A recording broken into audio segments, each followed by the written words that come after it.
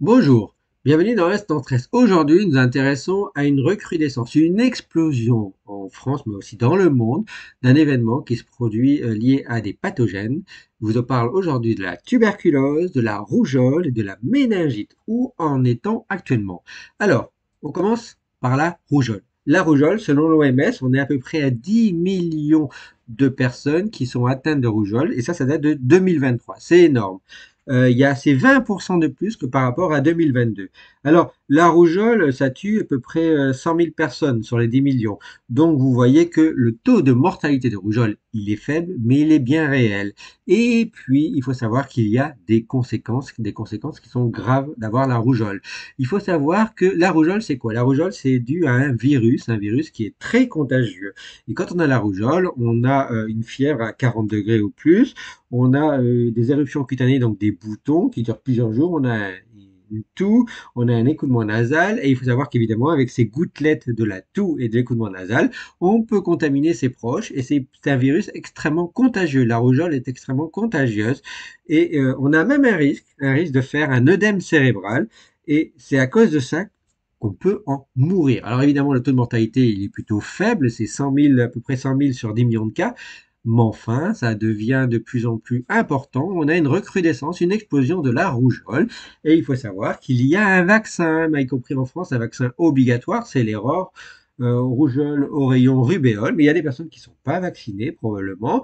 Et évidemment, on peut faire des campagnes de vaccination pour lorsqu'il y a des clusters, des cas de rougeole en France, par exemple, et dans d'autres pays, pour essayer de voir l'entourage et surveiller l'entourage, puisque la rougeole est très contagieuse.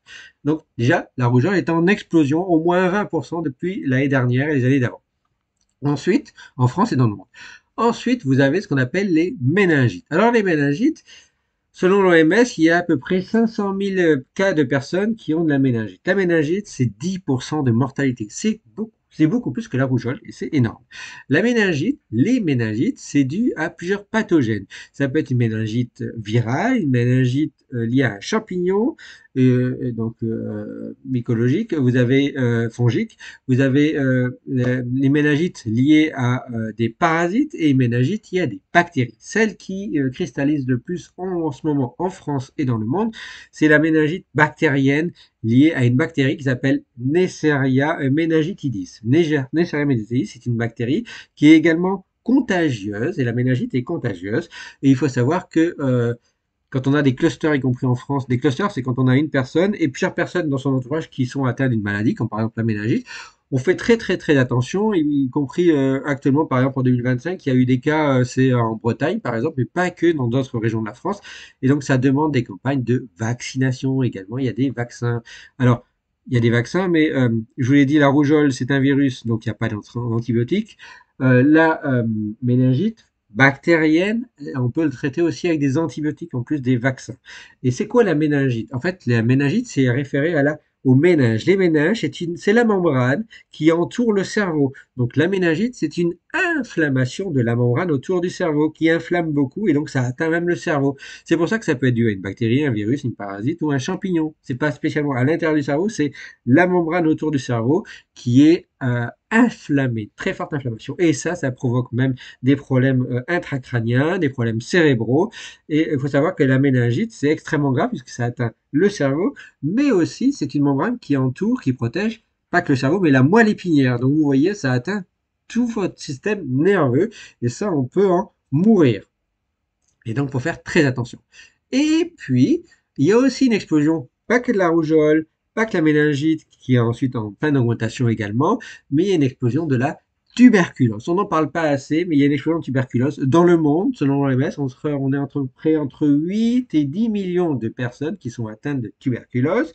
Il y a une mortalité qui est à peu près de 1 million de personnes sur les 10 millions. Vous voyez, on est un peu plus de 10% en 2023, c'est énorme.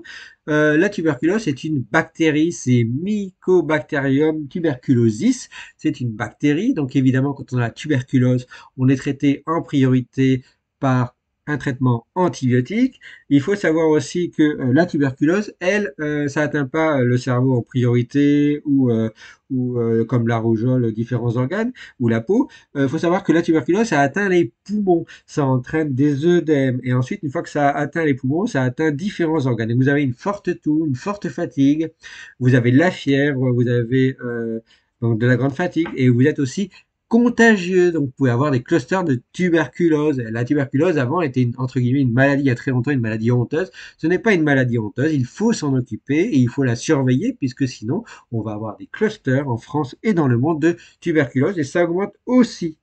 Alors, comme je vous l'ai dit, la rougeole, on le traite, c'est viral, donc il n'y a pas d'antibiotique. Il y a un vaccin qui est obligatoire. Vous avez la méningite. Les méningites, alors avant, il y a des vaccins qui n'étaient pas obligatoires. Maintenant, certains types de vaccins, certains types de méningites sont ciblés, y compris contre la bactérie Neisseria.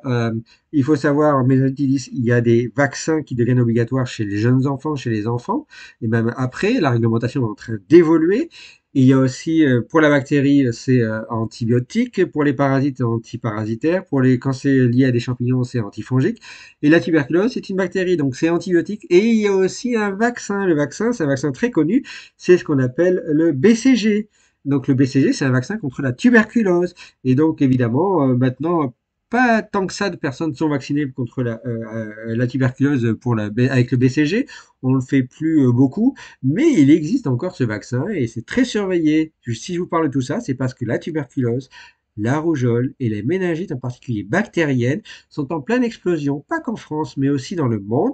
Et ça, c'est un sérieux, sérieux, sérieux problème. Donc faites très, très attention. Je fais pas la promotion des vaccins, je fais pas la promotion des antibiotiques, mais je vous parle de ces maladies et je suis pas anti-vaccin, je suis pas pro-vaccin, mais la meilleure prévention contre ces maladies, ce sont les vaccins, puisque les conséquences de ces maladies sont extrêmement graves. Donc n'hésitez pas à voir votre médecin si vous avez des symptômes qui ressemblent à ces maladies, parce que vous êtes potentiellement très contagieux ou très contagieuse, et c'est extrêmement grave pour votre santé et pour la santé de vos proches et des autres. Voilà, en attendant un prochain instant stress, attention, faites très attention à vous et pensez surtout, bon, il y a les antibiotiques, mais surtout à la prévention contre ces maladies. Merci à vous. Ciao, ciao, ciao.